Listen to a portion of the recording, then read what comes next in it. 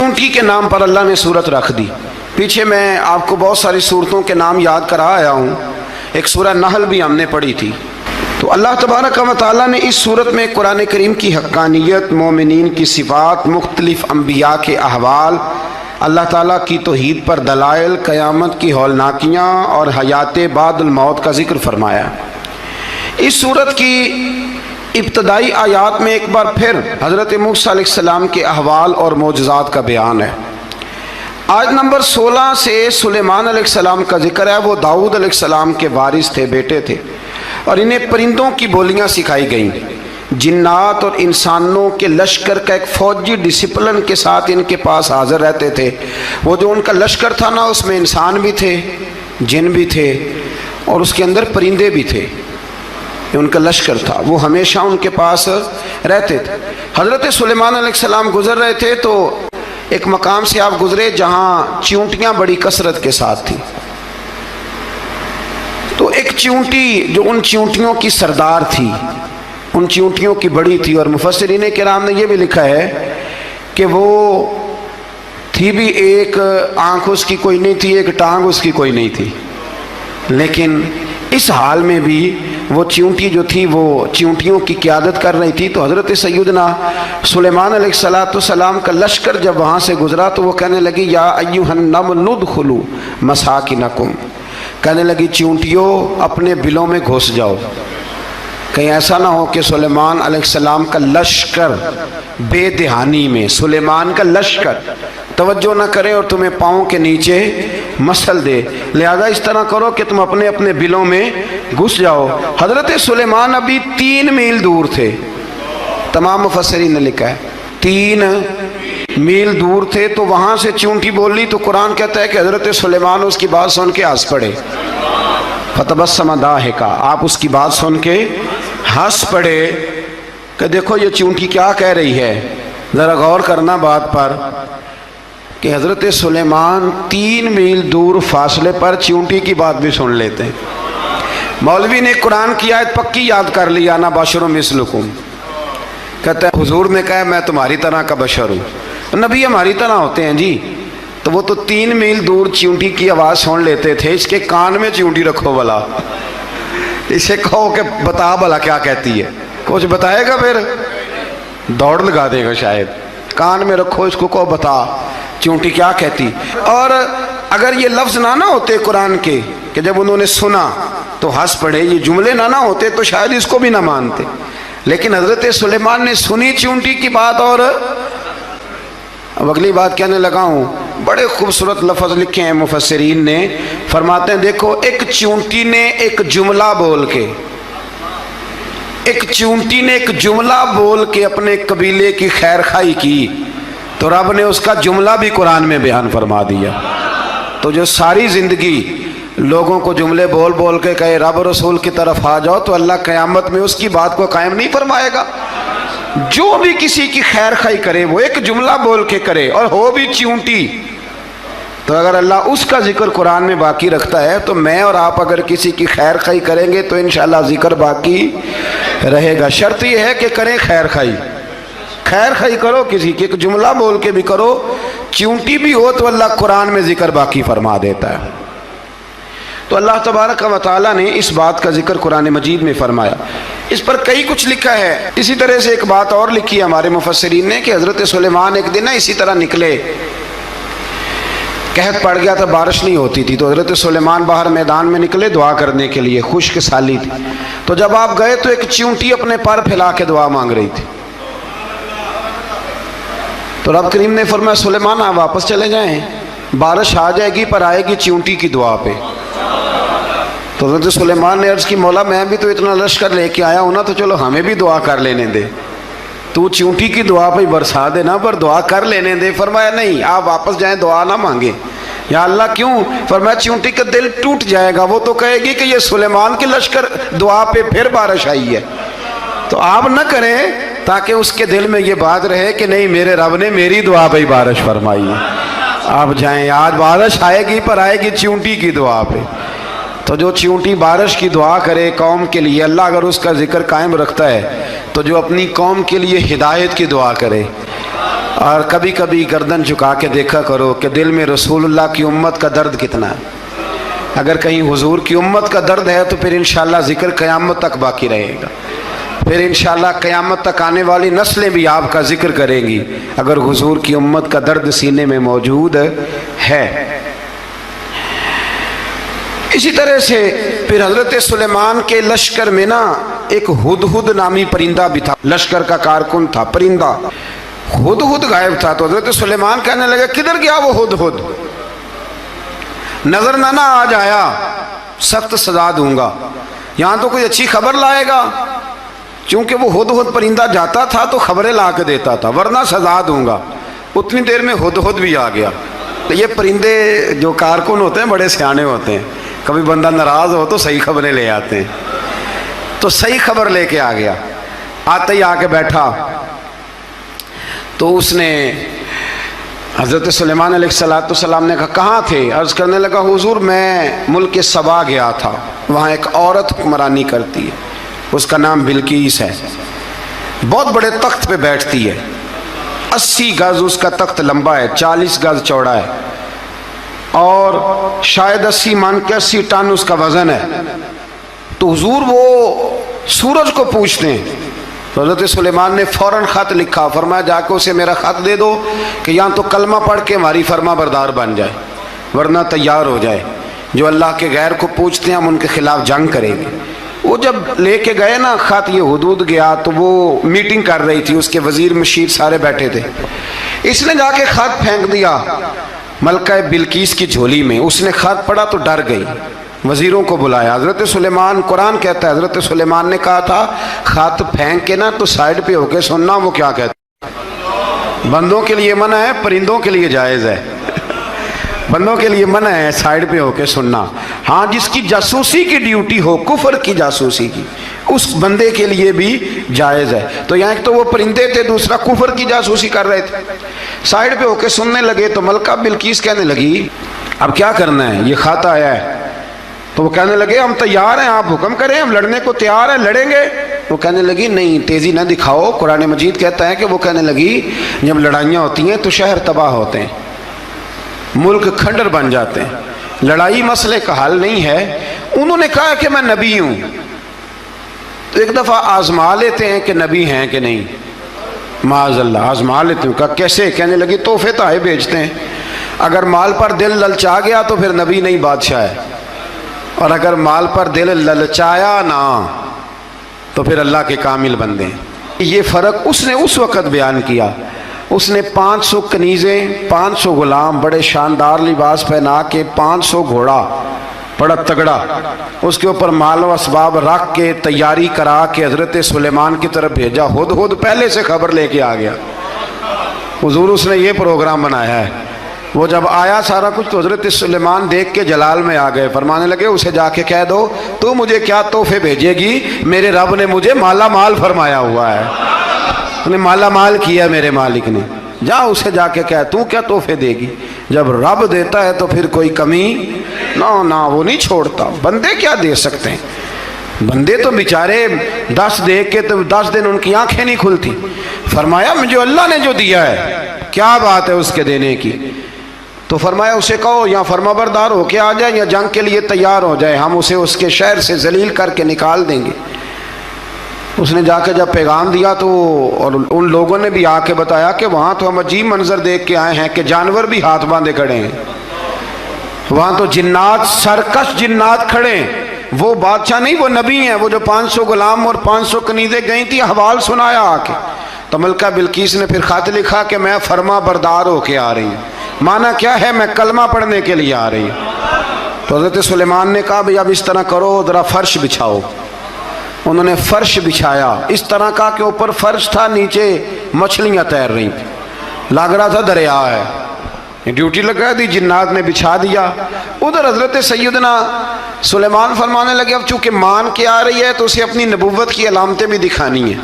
उसने तख्त बड़ा शानदार बनवाया था, और ख़वातीन में जो आदतें ख़वातीन वाली होती हैं वो जाती नहीं। वो 7 कमरों में ना पीछे अपना तख्त रख के तो 7 दरवाजे बंद करके आई। उस जमाने में एक रिवाज था, वो जुलेखा ने भी 7 दरवाजे मुकफ्फल के एक रिवाज था। एक कमरा, फिर कमरे के पीछे कमरा, फिर उसके पीछे कमरा, फिर उसके पीछे कमरा, और उसको बड़े मोटे ताले लगाए जाते थे। और फलसफा ये था कि एक ताला तोड़ेगा कोई तो जब तक सिपाही आ जाएंगे, और अगर उसके तोड़ने तक ना आए तो दूसरे के तोड़ने तक आ जाएंगे, और उसके तोड़ने तक ना आए तो 7वें तक तो आ ही जाएंगे। ये उन लोगों का नफसियाती मामला था, सोच थी। 7 कमरों में मुकफ्फल करके ना वो निकली तो हज़रत सुलेमान अलैहिस्सलाम कहने लगे, भाई मुझे उसका तख्त चाहिए उसके आने से पहले। उसके आने से इस वाक़े की क्या ज़रूरत थी कुरान पाक में? ये क्या हाजत थी ये तख्त वाली सारी बात कुरान ने क्यों बयान की? पूछें आप अपने दिल से भी और इनकार करने वाले मुनकरीन से भी, इसकी क्या ज़रूरत थी? वो जो कहते हैं जी वली की करामत की क्या ज़रूरत है, सीधी सीधी नमाज पढ़ो, रोज़ा रखो, हज करो, ज़कात दो, तो पूछो इनसे एक सूरत नमल के अंदर इस सारी तफसील की क्या ज़रूरत थी? ख़त्म हो गई जब वो कलमा जो पढ़ रही है, तो फिर इस सारे वाक़े को रब क्यों बयान फरमाता है? हज़रत सैयदना सुलेमान फरमाने लगे तख्त चाहिए, और चाहिए उसके आने से पहले। काला इफरीतुम मिनल जिन, जिन्नों में से एक बहुत बड़ा जिन बोला, कहने लगा हुजूर आपका ये तख्त बर्खास्त होने से पहले ले आऊँगा। ये जो आप मीटिंग कर रहे हैं ना, या आप फैसले ख़त्म, कुछ ने लिखा सुबह से शाम तक मीटिंग होती है और उसको आने में पता नहीं कितने दिन लगेंगे, तो मैं ये बर्खास्त होने से पहले। और कुछ ने कह दिया आप शर्त क्यों लगाते हैं कि सुबह से शाम तक होती? उस जिन ने कहा दिया आप 10 मिनट में फारग हो जाएं, आप फारग होंगे तो तख्त आ जाएगा। मुफस्सिरीन ने लिखा है कि जब कुरान कहता है कि उसने कहा कि आपके फारिग होने से पहले, तो इसका मतलब है कि जब आप उठेंगे ये जगह खाली कर देंगे तो तख्त यहाँ किवें हजारों मील का फासला है आ जाएगा, पर हवाई जहाज पे कार्गो करा के जी DHL के जरिए कैसे आएगा? वह आएगा तो बस आएगा। तो हजरत सुलेमान की तो बादशाहत थी ना जमाने पे, फरमाने लगे नहीं नहीं तू लेट है, तू लेट है, तू हमें जानता ही नहीं, एट सेट ते पखड़ा कुआर गंदल, असी और भी बूटियां जानने आ, ये तू लेट है, अभी हमारी ताकत इससे ज्यादा है। बड़ी कमाल बात लिखी है लिखने वालों ने। एक मुफस्सिर ने लिखा है कि अभी हजरत सुलेमान ने गुलामों से मंगवाया है, अपनी बात कोई नहीं की, ये हाल है उनके गुलामों का, तो सरदार का आलम क्या होगा? हजरत सुलेमान कहने लगे भी जल्दी जाइए। काल अल्लज़ी इंदहु इल्मुम मिनल किताब अना आती कभी कबल अन यरतद्द इलैका तरफुक, तो उठा उनमें से वो जिसके पास किताब में से इल्म था, सारी किताब का भी नहीं, इल्मुम मिनल किताब, किताब वो उठे जिनके पास किताब में से इल्म था। तो वो उठ के कहने लगे हुजूर मैं ले आऊंगा, कब? आपके आंख झपकने से नहीं, आंख झपकने से। बंदा था जिन था, जिन की तो बात मानी नहीं उन्होंने, क्या कहा? आंख झपकने से, मैं आंख झपकने से पहले ले आऊंगा। तो हज़रत सुलेमान कहने लगे तू ठीक है चल ला, फिर ला, फिर आंख झपकने से बड़े ही ना, नहीं फिर गुस्सा नहीं आता उन पे, फिर गुस्सा नहीं आता। मेरे शेख कामिल मुर्शद अकमल शेख बहरोबार हुजूर गौसे पाक जिलानी हजरत गौसे आजम यूं करके शागिर्दों को मुरीदों को सबक पढ़ा रहे थे, पढ़ाते पढ़ाते हाथ आगे किया और जब हाथ वापस आया तो भीग गया था सारा। तो शागिर्द कहने लगे हुजूर ये क्या है? फरमाया तुम्हें नहीं समझ आएगी, छोड़ो तुम्हारे वाली बात नहीं, खासा दी गलामा आगे नहीं मुनासब करनी, रहने दो तुम। कुछ वक़्त गुजरा तो कुछ लोग आ गए, अभी क्लास ख़त्म नहीं हुई थी, कपड़े भीगे हुए, वो शागिर्द पहले ही मुंतजिर थे। कहा तुम्हें क्या हुआ? कहने लगे दरिया में जा रहे थे, अचानक हिचकोले आने लगे, तो हमने कोई किसी बेअमल का बाजू तो नहीं ना थामा, हम गौसे आजम के मानने वाले हैं। तो दरिया में कहा या शेख अब्दुल कादिर जिलानी शैअन लिल्लाह, अल्लाह के रास्ते में मदद करो। तो कहने लगे बस एक हाथ ही आया है, और यूं कश्ती खींच के बाहर निकाली है। तो अब वो शागिर्द सारे चुप कर गए, कहने लगे जवाब क्यों नहीं देते। उन्होंने कहा तुमने हाथ देखा है पहुंचता हुआ, और हमने हाथ देखा यहां से जाता हुआ। तुमने पहुंचता हुआ देखा है, तो हमने हजरत बहाउल्लाह नक्शबंद बुखारी, उनकी एक मुरीदनी थी, ऊपर चुबारे पे किसी ने उसकी इज्जत पे हाथ डाला, चुबारे पे ऊपर वाली मंजिल पे। उस मुरीदनी ने अपनी इज्जत बचाने के लिए छलांग लगा दी। जब वो नीचे गिर रही थी तो हजरत बहाउल्लाह नक्शबंद बुखारी पहुंच गए। नीचे कोई ऐसा बंदोबस्त कर दिया, कोई चारपाई बिछा दी, कोई ऐसा जिस पे वो आके आराम से गिरी और बच गई। हजरत साहब की तरफ देख के कहने लगी हुजूर आप कब आए। फरमाने लगे पुत्र जब तू चुबारे से चली थी तब मैं बुखारे से चला था। जब तू चुबारे से चली थी ना तब मैं बुखारे से चला था, और तेरे नीचे आने तक मैं भी पहुंच गया हूं। मैं भी माली दा कम राखी करना, पल कच्चे होण या पक्के, ये पीर मुरीदां दे सिर ते ही रहिंदा है। ये झूठे होण या सच्चे, ये पक्की गुलामी करें या कच्ची करें, पीर की भी मजबूरी होती है, क्या करें। पीर मुरीदां दे सिर ते ही रहिंदा है, ये झूठे होण या सच्चे, क्या किया जा सकता है। देखे ना नाफरमान बेटे का भी तो जायदाद में हिस्सा होता है ना, नाफरमान भी हो तो जायदाद में हिस्सा। तो चलो बाप नाराज रहेगा तो अल्लाह नाराज रहेगा, बात अलग है, पर जायदाद का हकदार तो है ना, चाहे नाफरमान ही है। पीर मुरीदां दे सिर ते ही रहिंदा है, ये झूठे होण या। फिर वो तख्त आ गया तो हजरत सुलेमान से पूछा ये क्या है। काला हाजा मिन फजल रब्बी। फरमाने लगे कुछ भी नहीं। हजरत सुलेमान कहने लगे ये मेरे रब का फजल है। शायद सब मुफस्सिरीन ने बड़ी बड़ी बातें की हों, पर यहाँ एक काजी सनाउल्लाह पानीपती रहमतुल्लाह अलैह का फिक्रा मैं पढ़ रहा था, बड़ा मज़ा आ रहा था। काजी साहब फरमाने लगे इस आयत पे, काजी साहब कहते हैं जिन पर निरा फजल था, हाज़ा मिन फजल रब्बी, निरा फजल। फरमाया उनकी तो इतनी ताकत है कि वो हज़ारों मील दूर से 80 गज लंबा 80 गज चौड़ा तख्त आंख झपकने से पहले ले आते हैं, और जिनके बारे में अल्लाह फरमाते हैं बश्शिरिल मुमिनीना बिअन्ना लहुम मिनल्लाहि फदलन कबीरा। फरमाया महबूब अपने गुलामों को खुशखबरी दे दें, बाकियों पे निरा फजल था, इन पर तो फजल कबीर है, इन पर तो बड़ा ही फजल है अल्लाह का। तो फरमाया जिन पर फजल कबीर हो, एक नहीं इस पर मैं बड़े दलाइल दे सकता हूँ, करामाते औलिया पर मैं बड़े ही दलाइल दे सकता हूँ, बड़े। गौसे आजम रदी अल्लाह तआला अन्हु के पास बादशाह आया तो कहने लगा पीर तब मानूंगा जब सेब खिलाएंगे। सेब का मौसम ही नहीं था। तो हजरत साहब आते ही उसे कहने लगे अब तू मेरी विलायत को सेबों पे तो ना तोल, अब सेब खिलाए तो वली या ना खिलाए तो वली कोई नहीं, ये तो अब मेरी विलायत को सेबों पे तो ना तोल। तो हजरत साहब ने यूँ हाथ उठाया तो अल्लाह ने 2 सेब अता फरमाए। तो वहाँ जुमला है हुज़ूर गौसे आज़म का, फरमाने लगे अगर अल्लाह हजरत मरियम सलामुल्लाह जो बनी इसराइल की वलिया हैं, वली है ना, वो नबी तो नहीं ना, औरत नबी नहीं हो सकती। फरमाया अगर अल्लाह उन्हें बगैर मौसम के फल दे सकता है, मैं तो मोहम्मद अरबी का नौकर हूँ।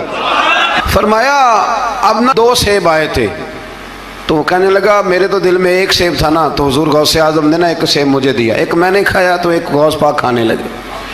कहते हो मैंने वो मुँह में रखा, ज़रा तुर्श था, तो मेरे चेहरे का वो रंग देख के ना, असर देख के कि तलखी महसूस, तो गौसे आज़म कहने लगे मेरे वाला खा। तो एक उन्होंने काट के टुकड़ा दिया, कहते खाया तो बड़ा मीठा था। तो मैंने कहा हुज़ूर आए तो दोनों ही गैब से हैं, तो आपके वाला मीठा है मेरे वाला कड़वा है। तो आप फरमाने लगे आए तो दोनों गैब से थे, पर एक को ज़रा जालिम के हाथ लग गए हैं ना, उसको तंबीह भी कर दी कि जुल्म से बाज आ जा, तंबीह भी कर दी। पर मैं हाथ जालिम के लागे इसलिए तुर्श हो गया, सियाना बन। एक नहीं 20 दर्जनों, लेकिन पता नहीं क्यों लोग अड़ गए, पता नहीं क्यों कड़ के आ गए करामत औलिया के मामले में। बिल्कुल अभी किसी हदीस में ये नहीं आया कि इस ज़माने में वली होंगे तो इस ज़माने में वली नहीं होंगे। हुजूर ने फरमाया मेरी उम्मत कभी गुमराही पर जमा नहीं होगी। इकबाल कहते हैं औलिया क्या होते हैं, औलिया क्या हैं, जवासीसुल कुलूब। इकबाल कहता है वली का बहुत बड़ा वली तुमने देखना हो तो उसे देखो जो तेरे दिल का जासूस है। चलो ये मुश्किल बात है, मैं नहीं छेड़ता, लेकिन जो तेरे हाँ वो जासूसी करता है, पर करता है तेरे दिल की, वो तेरे दिल का जसूस होता है।